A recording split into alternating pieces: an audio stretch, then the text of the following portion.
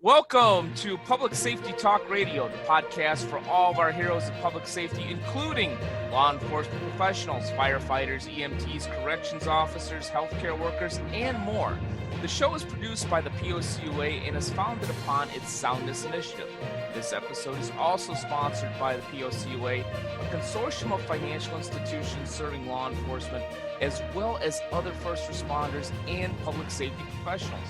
Always remember, if you aren't banking with a POCUA credit union, you're just working with an institution that just so happens to serve public safety professionals, and you deserve better.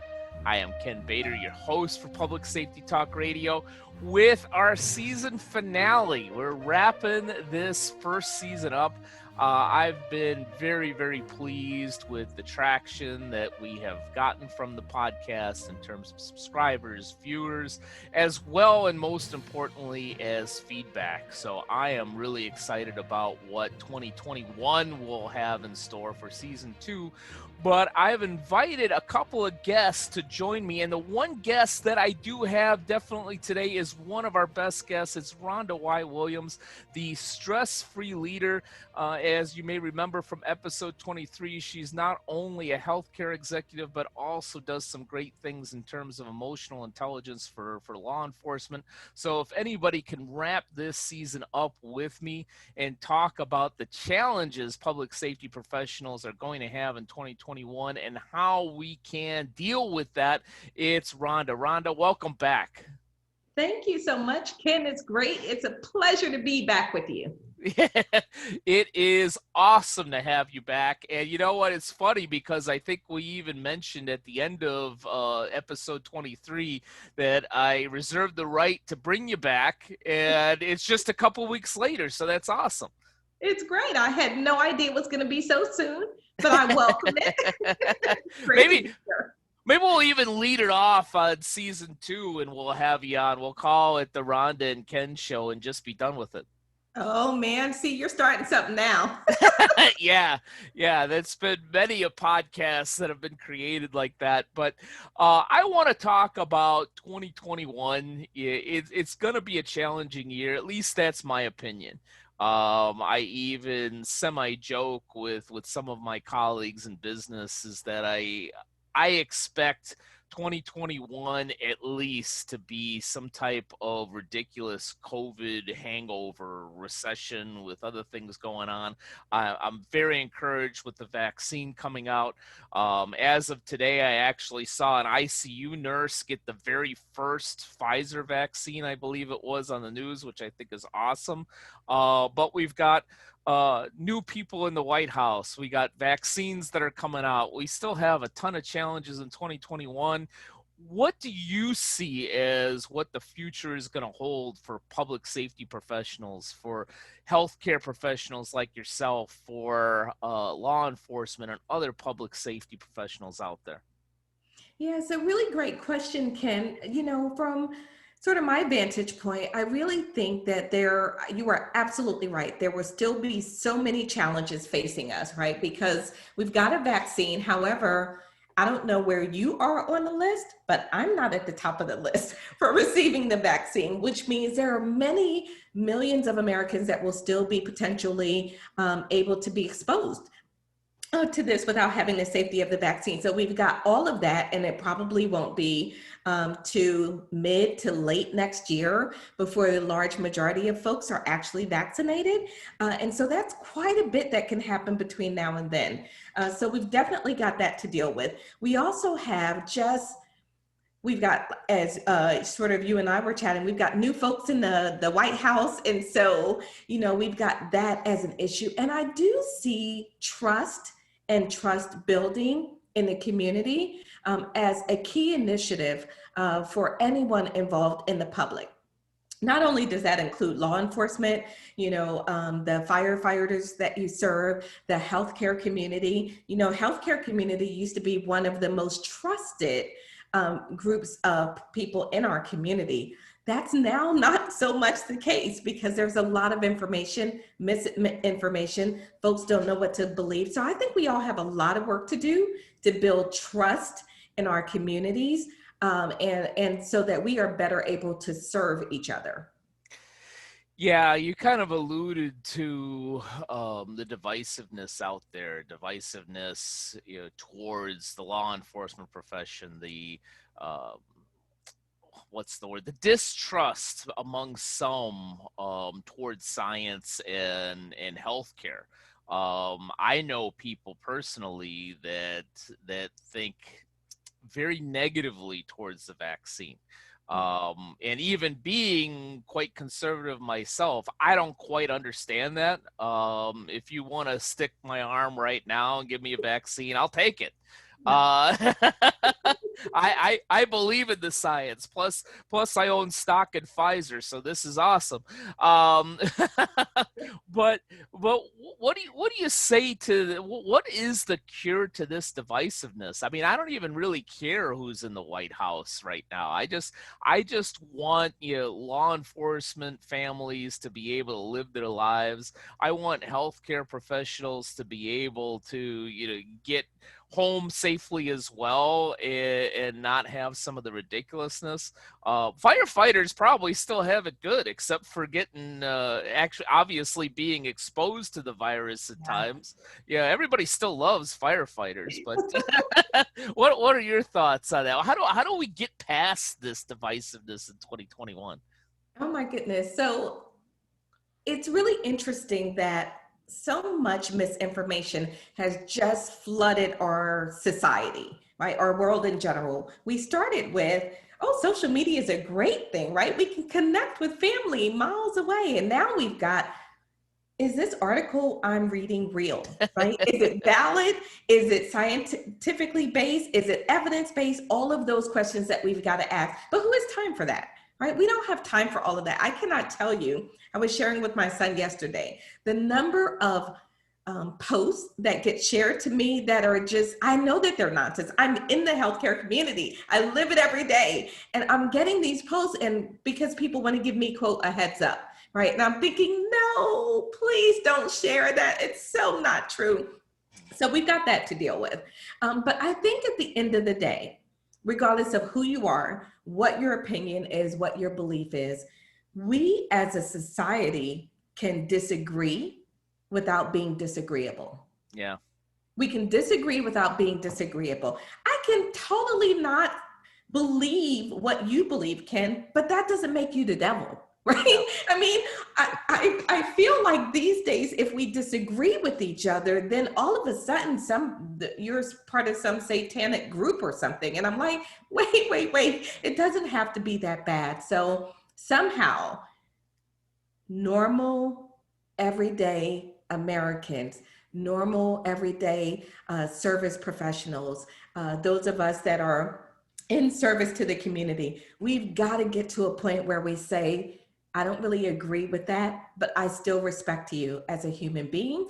It's your right to have that opinion. There is no law against crazy, right? And that's okay, and be able to then truly let it go and be okay with it, not to harbor ill will and ill feet. And frankly, that's where my work in emotional intelligence comes in, because Yeah. that's how I help people do that, right? How do you say to someone, like, you're totally off your rocker and I don't believe that, and you're spreading the lies? You go to emotional intelligence and you say, but what is redeeming about this person? They're passionate about something, they're not trying to hurt anyone, they really think that they're doing the right thing, and you can start from that foundation and move forward. Yeah. Yeah, I've had a number of conversations in 2020 about so many things. And what's interesting to me is whether it's in the law enforcement circle or business or public safety, or even the podcast circle, it's interesting how every arena I'm blessed to play in steers itself, it seems, towards a particular opinion or slant, and they're Right. all very different. But in some of these conversations, I actually find myself going in about 5 or 10 minutes. I said, we're actually a lot closer in opinion than what you think, but we're choosing to concentrate on this 10 to 20% where we just don't agree rather than this 80% where it's just logic and we both are on the same page. Yeah, how do we get to that 80% instead of focusing on that one thing where because you don't agree with this, I got a real problem with you. Yeah. It's so interesting because we are much more alike than we are different, right? Most of us want there's a common core set of values and belief that all of us have, right? We want to be safe. We want our communities to be safe. We want our children to have opportunities. We want to have opportunities. We want to be productive, contributing members of society, right? We want everyone to go home safe at night, right? There are a core set of values and belief that we all share. And again, when the ego starts to get involved, and we sometimes get conditioned for this, right? Because we are hearing chatter that if these people don't believe this, then they can't be for you. They can't be on the same page as you. So we've got to be a little bit more discerning as individuals, as collective groups, to be able to say, number one, are you really hearing what's being said? Or are you hearing what you think you want to hear? Right? Are you hearing what's being said? And then can you take what you heard and apply it to those core beliefs? Right? Because at the end of the day, even if I don't agree with you, I know that you want your family safe and I want mine safe too. So how do we start there and move forward together? And there are some things we're not going to agree on, and that's okay. We'll agree to disagree and be happy, proceed on happily. But I do think that we've got to be able to, one of the things I teach is, are you looking through your own lens? Or are you able to step back and look through someone else's vantage point? Because if you do, then one main thing comes into play: empathy. Yeah. Right? Because then you can empathize. You may not believe that this group has any redeeming value, but if you shift to their viewpoint and try to see where they're coming from, all of a sudden you can go, yeah, I can see how it would suck if that happened to you, right? Yeah. I can see how this is not the path that you think is important. And if you can do that, then you can get to a different place other than a stone wall, right? Yeah. And just putting up a brick wall around yourself going, you know what, you're just ridiculous and crazy, and this is all nonsensical, and, I don't want any part of it. I can say, gosh, I understand how that must be tough. If that's where you are, if that's been your experience, and now given that, here's what I want, here's what you want, what can we do from there? We may only be able to take one step forward together today. Maybe tomorrow we take two. Here's another problem. We want the whole enchilada all at once. It's like, it's all or bust, right? So if we can't get to the big, grand solution all today, then see, it's all nonsense. I told you we couldn't do it. But we are a country of nuance. We are a country that needs small steps. It was designed that way. Why else would you create a country with two competing parties? Because we were meant to put the brakes on each other, right? So step by step, that's all we need. We need incremental process. We don't need the whole kit and caboodle all at once. Yeah. Now a word from our sponsor, the Police Officers Credit Union Association. The POCUA can suggest a credit union that serves public safety professionals in practically every state in the country. One state we definitely have covered is California. The Police Credit Union serves all law enforcement personnel and their civilian coworkers, including volunteers within California employed by any municipal, county, state, or federal agency or special district. They also serve firefighters, EMTs, and court employees in 9 counties within the state. The Police Credit Union has proudly been serving first responders since 1953. For more information about the Police Credit Union, go to thepoliceu.org or call 800-222-1391. To find an institution to serve you in any of the other 49 states, go to policecreditunions.com. And always remember, if you aren't banking with a POCUA credit union, you're just working with an institution that just so happens to serve public safety professionals, and you deserve better. I I will admit that one of my biggest problems, which I continually try to work on, which goes to emotional intelligence, which the lack of such has gotten me into trouble big time, especially 20 years ago. Um, but many times I find myself in unnecessary debates with the need to be right personally, rather than to find an actual solution. And what's interesting to me is that in the unfortunate and highly horrific event of 9/11, Mhm. we all seem to kind of rally around one cause. And I was hoping that that might happen with COVID, and that hasn't happened. if, Nope. if anything, it was one more thing to contribute to the divisiveness. Yeah. Yeah. Which I don't quite understand, but I want to tap into two pieces and areas of expertise that you have, uh, one from healthcare and one from your work with law enforcement. What do you think is going to be the biggest challenge for our public safety friends in healthcare? And what do you think is going to be the biggest challenge for our public safety friends in law enforcement in 2021? And how do we overcome that? hmm Yeah, so for healthcare, I think one of the biggest challenges that we have ahead of us is again, it's about rebuilding the trust. Because if we don't have trust, it's really difficult to serve your patients. For instance, I have a couple of friends that are physicians, and and so they're making recommendations, but everyone is skeptical. Their recommendation is to get the vaccine, right? But there's a lot of folks out there that I got one article that said that all the nanites or something in the vaccine were going to send information back to the government, and they'll always be able to know where you are, or something crazy like that, right? And so, in effect, people are afraid to take the vaccine. It is a well documented fact that people of color have been experimented on in the past. That's documented, it's not up for debate.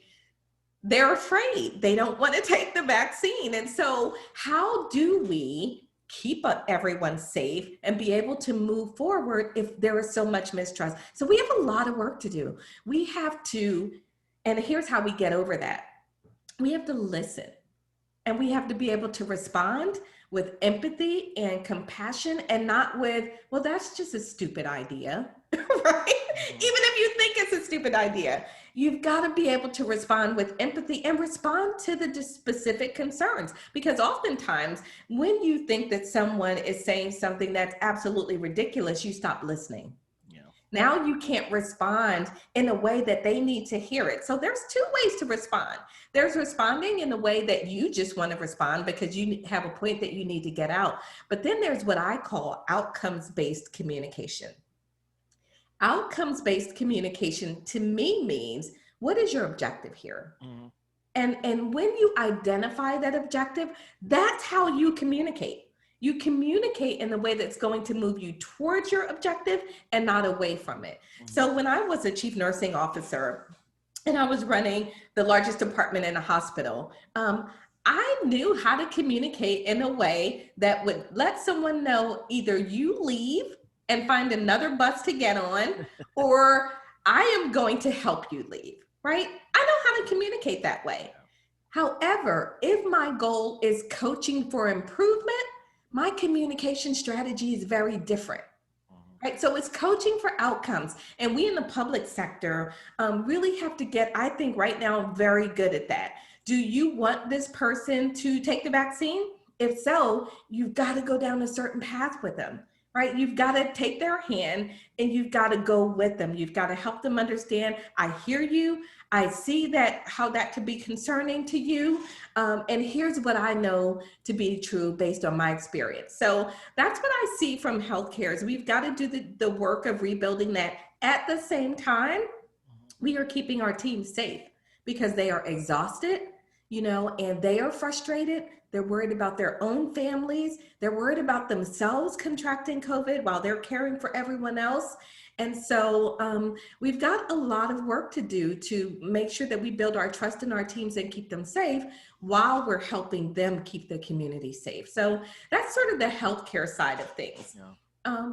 On the law enforcement side, I think it's not very different in terms of number one, being able to know your community because every community is different.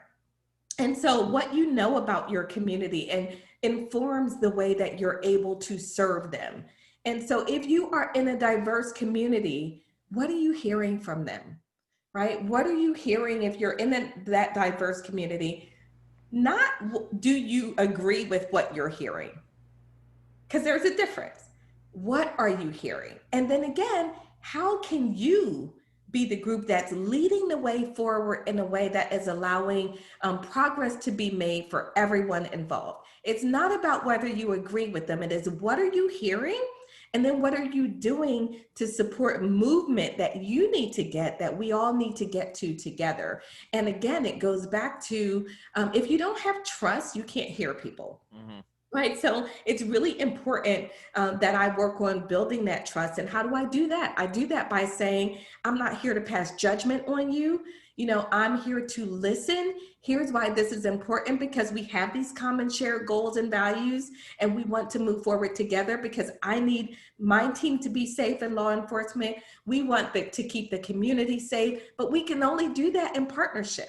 It is impossible to do it if we are constantly battling each other. And so, again, outcomes based communication, taking steps to elevate the emotional intelligence of all of our law enforcement teams. It doesn't mean that you don't have emotional intelligence, it simply means that can we get a little bit better? Can we add a little bit more to our departments using emotional intelligence? So when I talk to someone that's like, oh, my emotional intelligence is good, I got that on lock, I'm thinking, no, you're the one that needs emotional intelligence, right? Because we all have opportunity for improvement. So that's sort of what I see from the two sides. Yeah. Excellent synopsis, Rhonda. There was absolutely nothing that I disagree with on that.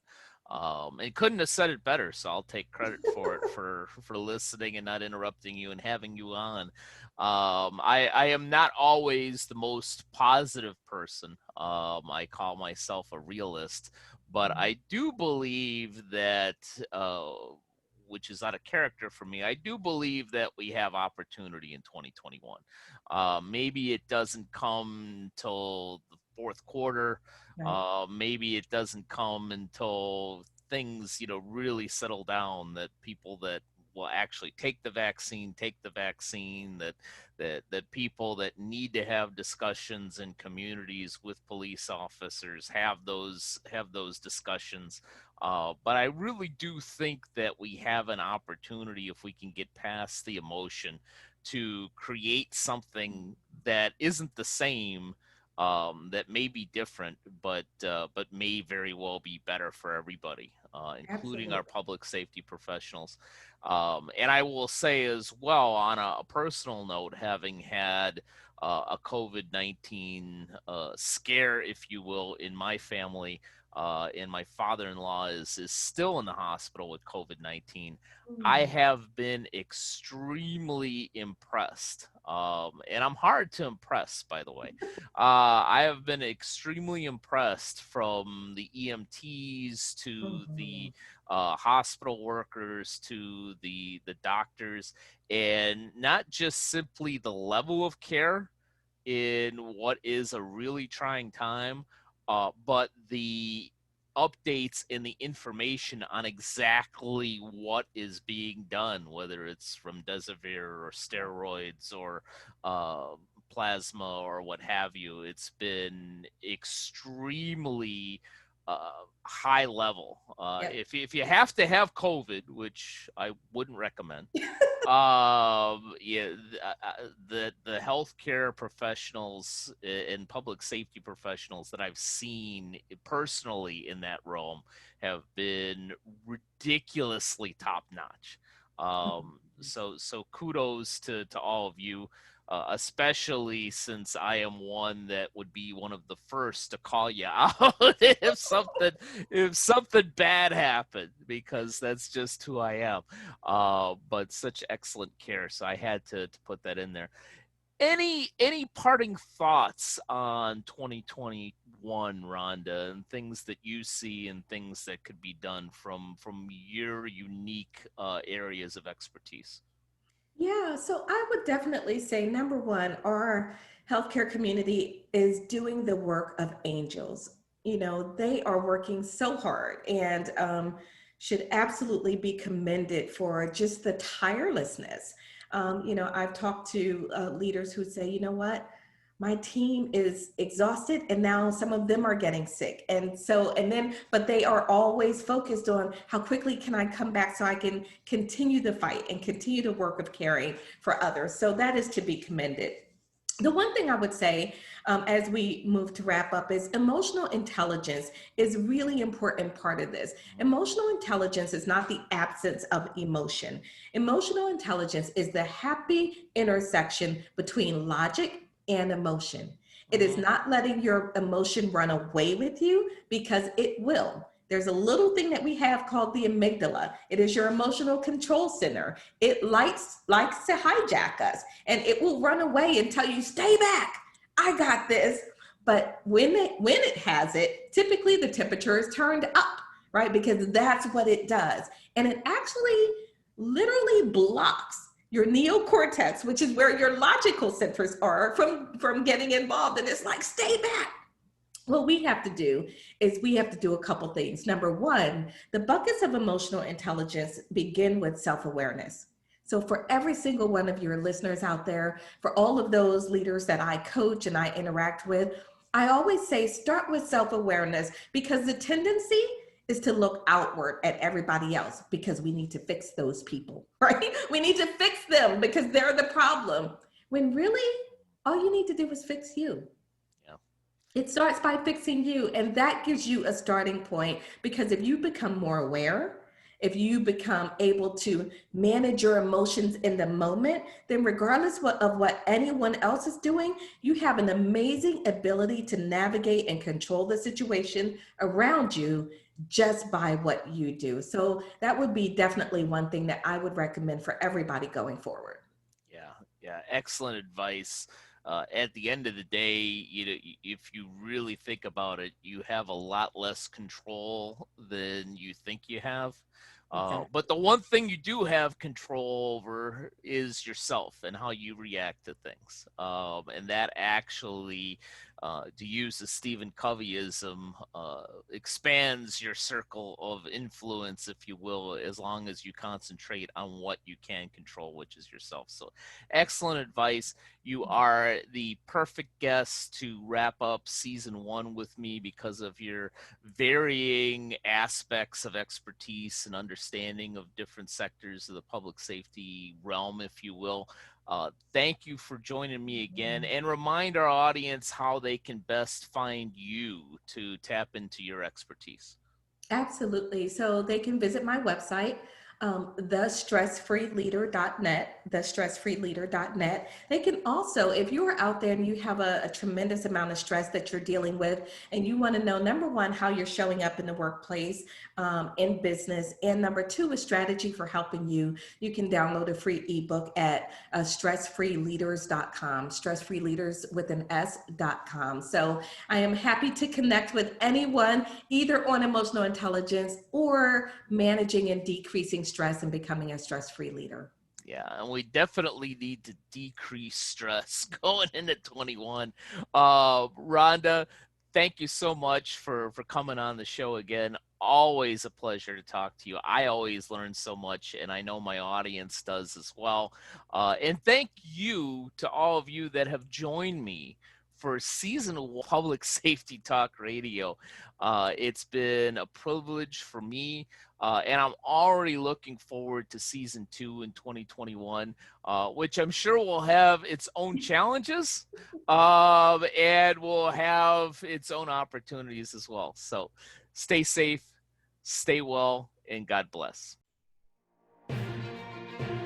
Public Safety Talk Radio is produced by the POCUA. The POCUA is a consortium of financial institutions serving law enforcement as well as other first responders and public safety professionals. To learn more about our association and to find one of our credit unions or service providers near you, go to www.policecreditunions.com. And always remember, if you aren't working with one of our POCUA credit unions, you're just banking with an institution that just so happens to serve first responders. As a public safety professional, you and your family deserve better. Find a POCUA credit union today.